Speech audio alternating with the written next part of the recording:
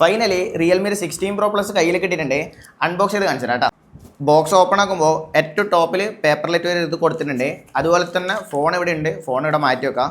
കൂടാതെ ഇതിൻ്റെ അകത്തൊരു 80 വാട്ടിൻ്റെ സൂപ്പർ ബുക്ക് ചാർജർ കൊടുത്തിട്ടുണ്ട്. അതുപോലെ തന്നെ type A to type C type charger ഇതിൽ കൊടുത്തിട്ടുണ്ട് കേട്ടോ. ഈ ഒരു ബോക്സിലേക്ക് നോക്കുകയാണെങ്കിൽ ഒരു ട്രാൻസ്പെറൻറ്റ് കേസ് കൊടുത്തിട്ടുണ്ട്. ഉറപ്പായിട്ട് ഇതെന്തായാലും മഞ്ഞ കളർ അടിക്കും കേട്ടോ.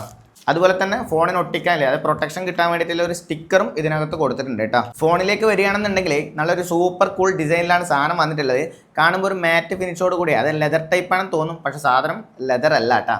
അതുപോലെ തന്നെ ഈ ഒരു ബാക്കിൽ കാണുന്ന ഈ ഒരു ക്യാമറ റിംഗ് ഉണ്ടല്ലോ, അതായത് ക്യാമറ ലെൻസ് പോലത്തെ ഒരു സാധനം ഉണ്ടല്ലോ, അതിന് ക്യാമറക്ക് പ്രൊട്ടക്ഷൻ വരുന്ന ഒരു സാധനമാണ്. ശരിക്കും നമ്മൾ സെൽഫി ക്യാമറയിൽ എടുക്കുന്ന സമയത്ത് നിങ്ങളുടെ ഫേസ് ശരിക്കും ഇതിൽ ക്ലിയർ ആയിട്ട് കാണും. അതുപോലെ തന്നെ 6.8 ഇഞ്ചിൻ്റെ AMOLED ഡിസ്പ്ലേ ആണ് ഇതിൽ കൊടുത്തിട്ടുള്ളത്.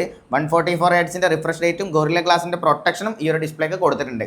ക്യാമറയിലേക്ക് നോക്കുകയാണെന്നുണ്ടെങ്കിൽ ബാക്ക് ക്യാമറയിൽ ട്രിപ്പിൾ ക്യാമറ സെറ്റപ്പാണ് കൊടുത്തിട്ടുള്ളത്. 200 മെഗാ പിക്സലിൻ്റെ വൈഡ് ആംഗിൾ പ്രൈമറി ക്യാമറയും 8 മെഗാ പിക്സലിൻ്റെ പെരിസ്കോപ്പ് ക്യാമറയും അതുപോലെ തന്നെ 50 മെഗാ പിക്സലിൻ്റെ ടെലിഫോട്ടോ അൾട്രാ വൈഡ് ക്യാമറയാണ് ഇതിൽ കൊടുത്തിട്ടുള്ളത്. കൂടാതെ 120x വരെ സൂം ചെയ്യാനുള്ള ഓപ്ഷനും ഇതിൽ കൊടുത്തിട്ടുണ്ട് കേട്ടോ. ഒരു 40-45,000 റേഞ്ചിലൊക്കെ ഫോൺ നോക്കുന്നവർക്ക് നോക്കാൻ പറ്റിയ നല്ലൊരു മോഡലാണ്. നല്ലൊരു ക്ലീൻ ഡിസൈനിലാണ് സാധനം വരുന്നത്. അതുപോലെ തന്നെ 7000 mAh ബാറ്ററി ഒക്കെ നിങ്ങൾക്ക് 2 ദിവസമൊക്കെ നോർമൽ യൂസിന് ചാർജ് വെക്കും. കൂടാതെ സ്നാപ്ഡ്രാഗണിൻ്റെ പ്രൊസസ്സറൊക്കെ വരുന്നതുകൊണ്ട് ഗെയിമിങ്ങും കാര്യങ്ങളൊക്കെ നല്ല പെർഫോമൻസ് കിട്ടും കേട്ടോ. അപ്പോൾ വീഡിയോ ഇഷ്ടപ്പെട്ടു കഴിഞ്ഞാൽ അക്കൗണ്ട് കൂടി ഒന്ന് ഫോളോ ചെയ്യാൻ മറക്കണ്ട കേട്ടോ.